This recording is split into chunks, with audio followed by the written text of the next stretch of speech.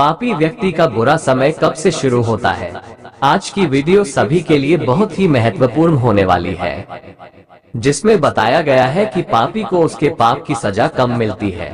अक्सर हम लोगों से कोई ना कोई पाप बनता ही रहता है। कुछ लोग तो ऐसे होते हैं जिनकी पूरी जिंदगी ही पाप से निर्मित हुई है। उनकी पूरी दिनचर्या ही पाप कर्म से बनी हुई है।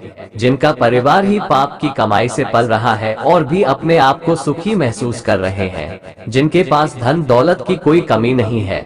दूसरे देखने वाले लोग भी सोचते हैं कि यह व्यक्ति अधर्म करके भी कितना सुखी है। वैसे ही लोग कहते हैं कि पाप का फल बुरा होता है, इसका तो कभी बुरा होता ही नहीं। ये तो दिन दूना रात चौगुन बढ़ता ही जा रहा है। भगवान ऐसे पापियों को सुखी क्यों रखता है? तो आइए आपको सबको समझ में आ जाएगा इस दृष्टांत के बाद। तो चलिए वीडियो में बने रहिए वीडियो की समाप्ति तक। एक बार एक गांव में दो सेठ रहते थे।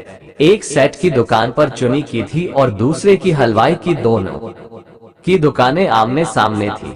उनमें से एक तो बड़ा ईमानदारी से अपनी सौदा व्यवस्था था और दूसरा जो हलवाई था वो दूध में पानी मिलाकर बेईमानी और अधर्म पूर्वक व्यवहार करता था। थोड़े ही दिनों में हलवाई मालदार हो गया और ईमानदार व्यक्ति गरीब हो गया। वो गरीब व्यक्ति हर पंडित ज्ञानी से यही प्रश्न किया करता था, धन कैसे होता है? उत्तर मिलता था कि धर्म से ही धन होता है। अब वो ये सोचकर बड़ा हैरान रहता था कि यदि धर्म से ही धन होता है तो उसका पड़ोसी अधर्म से कैसे मालदार होता जा रहा है। एक दिन उसके द्वार पर एक ज्ञानी साधु आए।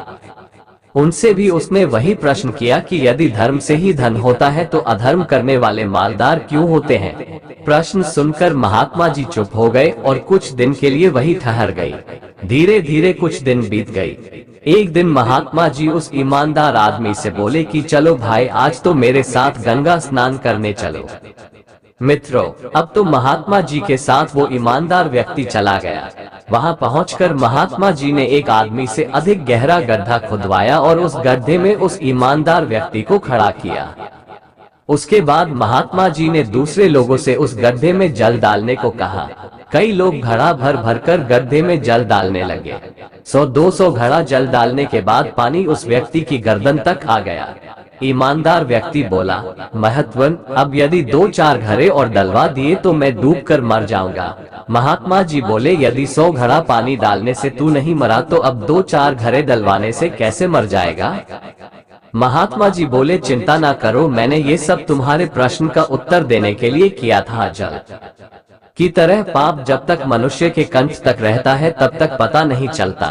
जब आगे बढ़ जाता है तब दम घुटने लगता है, तभी उसका दुष्परिणाम मालूम पड़ता है। इसी तरह जब अधर्म से अर्जित की गई संपत्ति या तो आग लगने से भस्म हो जाती है, या चोर ले जाते हैं, या फिर किसी रोग या मुकदमेबाजी में समाप्त हो जाती है, तभी उसका दुष्परिणाम मालूम होता है। वास्तव में तो धर्म से ही धन की रक्षा होती है। पाप की सजा मिलने में उतना ही विलंब समझना चाहिए जितना भगवान श्री कृष्ण ने को मारने से पहले किया था।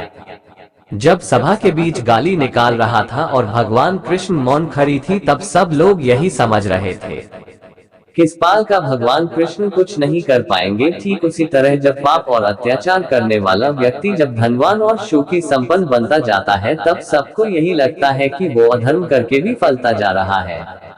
भगवान इसे कब दंड देंगे?